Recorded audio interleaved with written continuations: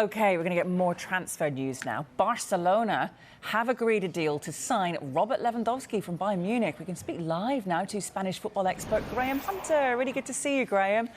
It's been a long time coming. How important is it for everyone to get this over the line now? Well, you're right to start like that, Hayley. Good experience talking because it's not signed. Both camps are briefing that it's done.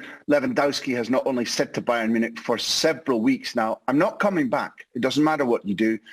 He also told his agent, Penny Zahavi, to reject overtures from Paris Saint-Germain and Chelsea to begin their talks in case Barcelona couldn't get this deal over the line. So until it's signed, everybody who's lived the transfer market for years will say, okay, a little bit of caution. But we can take it that it's going to happen. And before we look at the way in which Barcelona have miraculously, Houdini-like, done this deal, think about the fact that since Xavi took over, Barcelona were scoring for fun. Last season, they put 4 past Madrid, 4 past Athletic, 4 past Atletico, 4 past Napoli in Naples.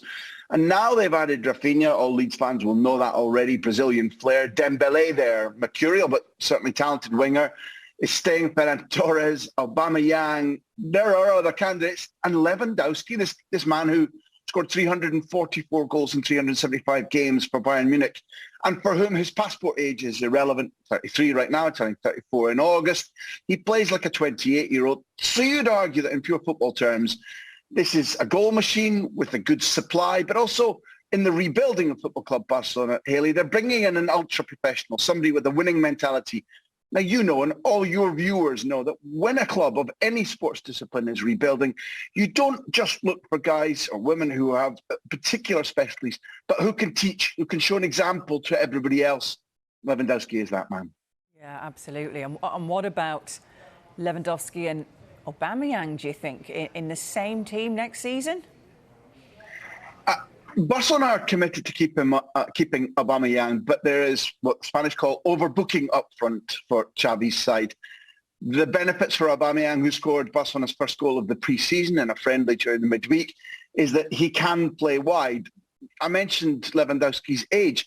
It has to be the case that Barcelona are aiming to play 60-plus games if they're successful in tournaments this season. Probably they don't want to use Lewandowski in every single match. So alternating the two of them, fine. But you make a good point.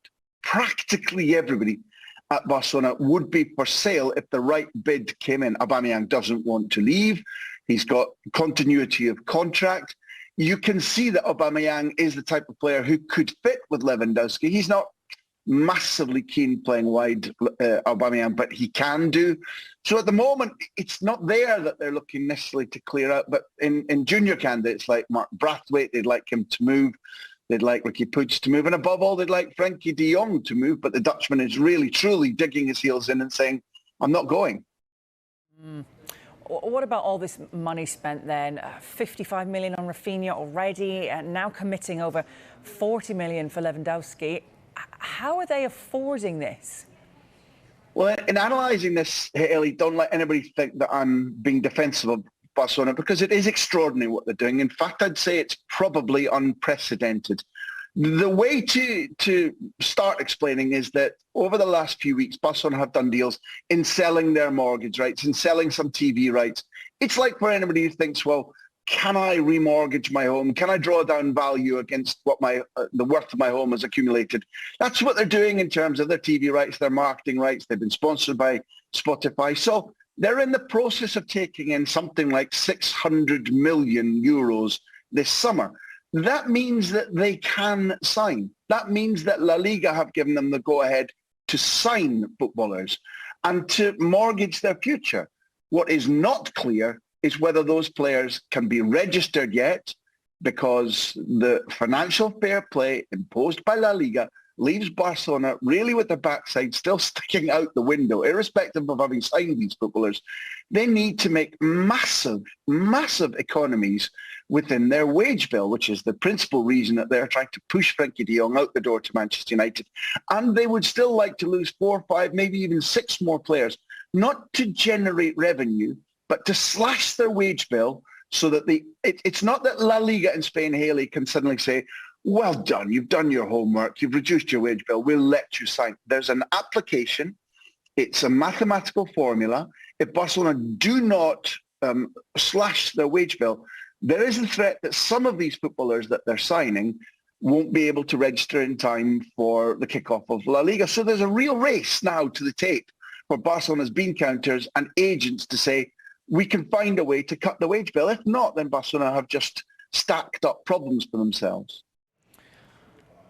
And whilst we've got you, we do want to see if you've got the latest or what the latest information is that you have on Man United's pursuit of Frankie de Jong. Hayley, I think it's absolutely crystal clear. Ten Hag's desire to bring Frankie de Jong and reunite him with Van de Beek and put him in the heart of United's midfield is so long established that United have come round to Barcelona's terms. There is agreement club to club. They may not wish to say that formally, but that part is done. There are enormous sticking points because, number one, Frankie de Jong has never wanted to leave either the football or the lifestyle in Barcelona in La Liga in Spain. Secondly, Barcelona owe Frankie de Jong huge amounts of money where his wages were deferred when they were in a still greater financial pickle than they are right now, Hayley. So when you've got a footballer who doesn't want to leave and you owe him money that you don't really want to pay him right now, it's a rock and a hard place for Barcelona. They don't look like they're going to dump de Jong off the tour of the United States. Suddenly they've been saying placatory words. Laporta said the case is closed. That isn't true. If they could find a way to persuade Frankie de Jong to go to Manchester United or indeed to Chelsea and take that wage bill off their hands, they would do it in an instant. But right now, player power is winning. De Jong is saying, one, I want to stay. Two, you owe me lots of money. I helped you when you were in dire need. You can't push me out. And until those situations change, it's frustration for Barcelona and for Manchester United, especially Erik ten Hag. Yeah. Do you think it will happen? What's your hunch?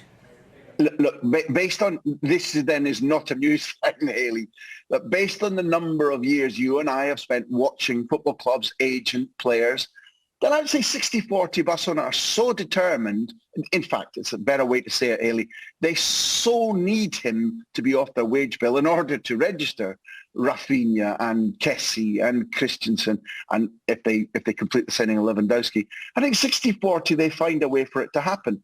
But at the moment, the odds are looking 30-70. Across the remainder of the transfer market, yeah, I estimate that de Jong will move probably to the Premier League, and whether it's United or Chelsea, we'll have to wait and see. But the power remains with Frankie de Jong right now, and he's saying, everybody, calm down. I'm happy. Graham, it's been a pleasure. Thank you very much indeed.